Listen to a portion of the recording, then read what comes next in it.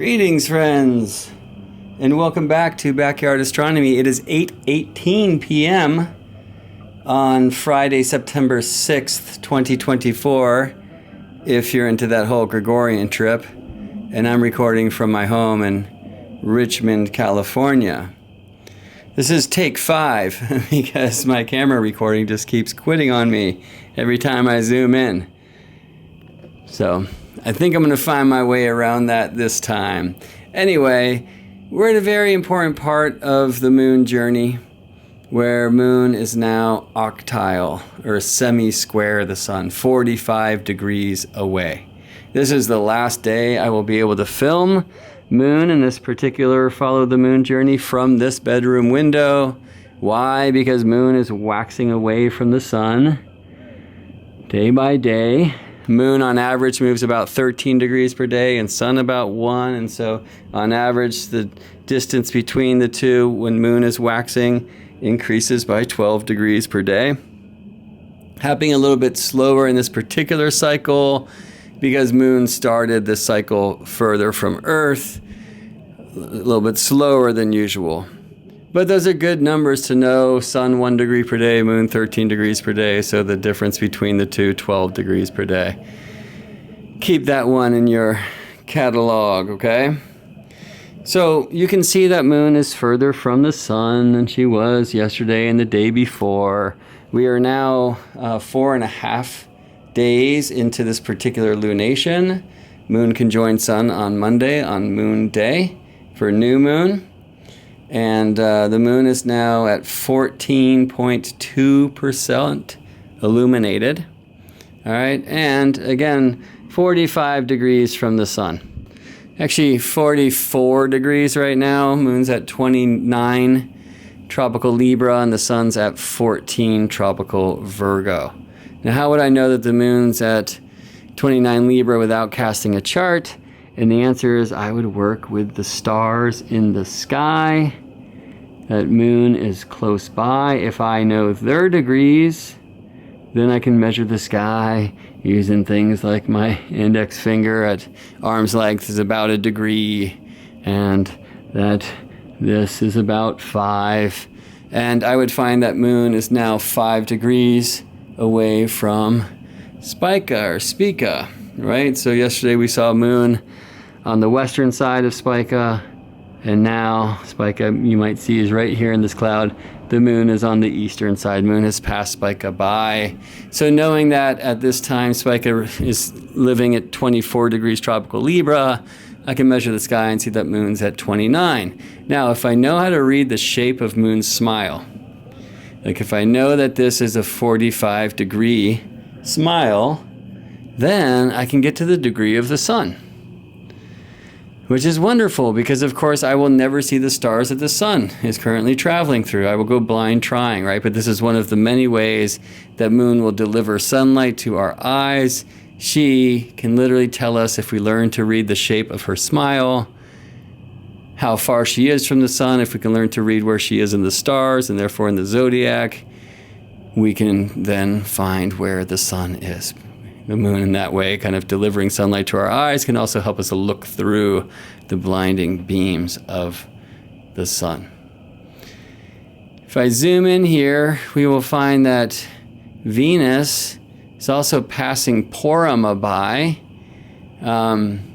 because Venus also moves. She's currently moving at a rate about 1.25 degrees per day. Yesterday she was applying to Porama, who in this year of 2024 resides at 10 degrees tropical Libra, and now Venus has passed Porama by. So we learn where the stars reside in the zodiac of our choice, and then they will show us the framework. They will show us where the planets currently live. If you don't know where the stars are in the zodiac yet, we'll follow the moon.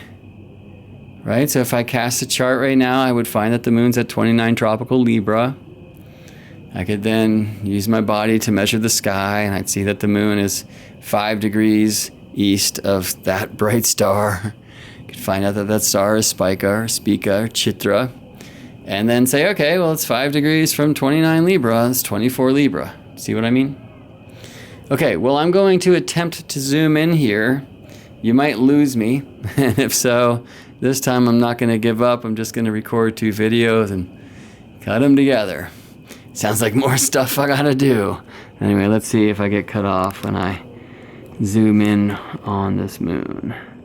Hey, I think we're still here together. Okay, we're gonna need some focus, it would seem. Alright, so this is the shape of the octile moon, the semi-sextile moon. And that is Spica that you see in the right of the frame. So I really highly recommend you get to learn, you get to know the shape of the phases. I mean, I can zoom in with a telescope and I can see that Mercury and Venus are crescents too. But I mean, that's a lot to do. With our naked eye, of course, we can see the shape of the moon's smile. Here at this waxing crescent, you can also see a good amount of earth shine as well, right? Let's get a little more light in this scene. All right, and so remember that earth shine is actually older than the crescent light. The crescent is sun, moon, earth. The earth shine is sun, earth, moon, earth.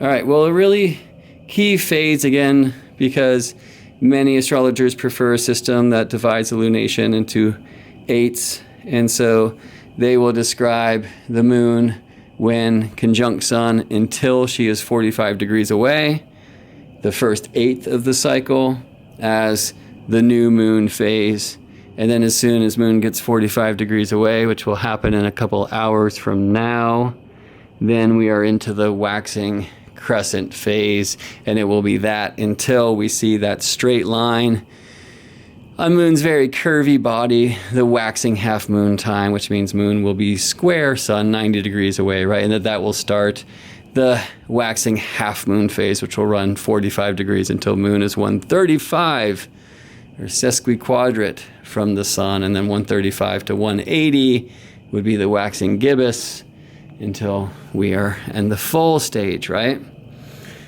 I prefer a system of 12 phases, so we really get the kind of whole sign aspects of conjunctions, semi-sextile, sextile, square, trine, quincunx, opposition, like that.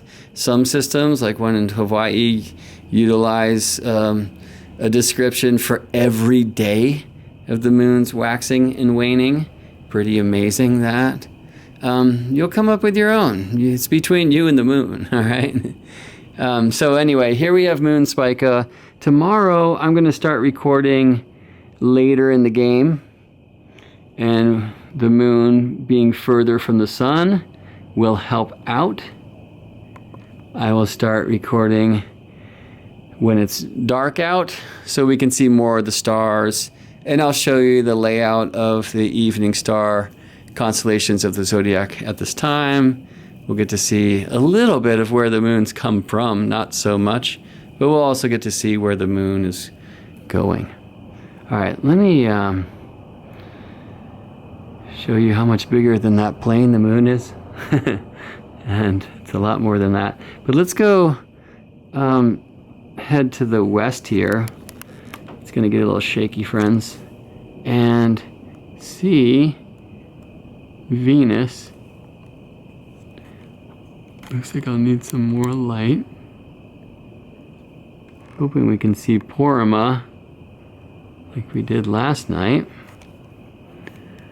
And I'm wondering if maybe Porrima is behind that cloud.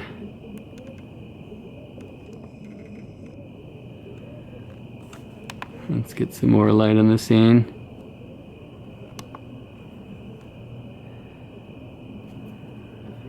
Do you see any stars? Let's come up here.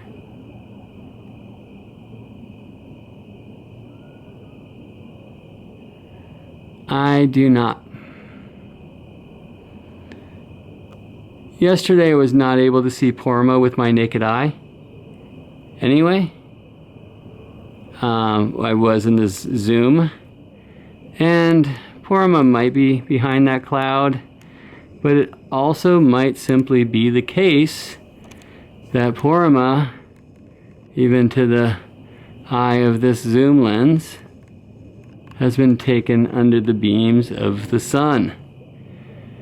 So if you're following along with me now, I really encourage you to meet Spica.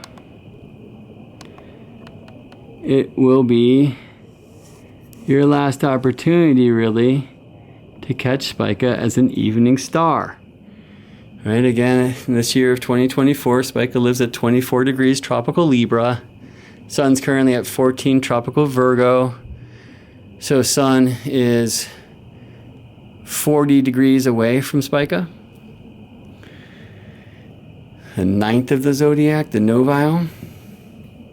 Well, day by day, Spica's not really going anywhere. It takes 72 years for the fixed stars to process 1 degree through the Zodiac. Right? Sun moves 1 degree per day, so obviously the Sun's going to catch up with Spica quite soon, and then take Spica under the beams, into the flames. Spica will then disappear as an evening star for, 40 days or so, and then re-emerge as a morning star on the other side.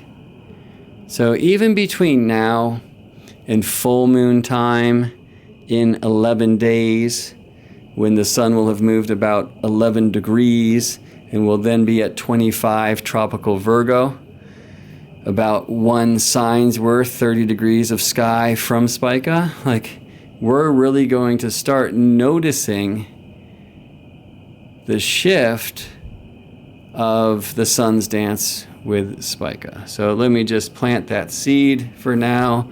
We'll notice this together, and the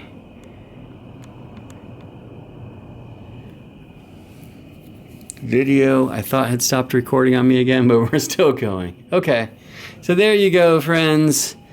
Day, I guess 3 of our Follow the Moon journey. Though really I should say it's day 4.5, because Moon can join Sun 4.5 days ago in tropical Virgo. So here's our Virgo lunation, in this case, the Moon in just the last degree of Libra, reflecting Virgo sunlight to our eyes.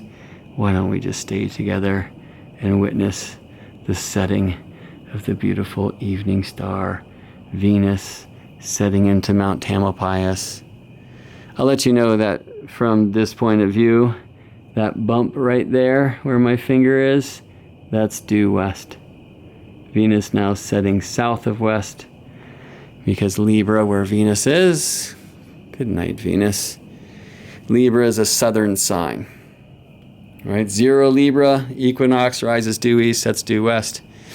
But the rest of Libra is south of east on the rise, south of west on the set.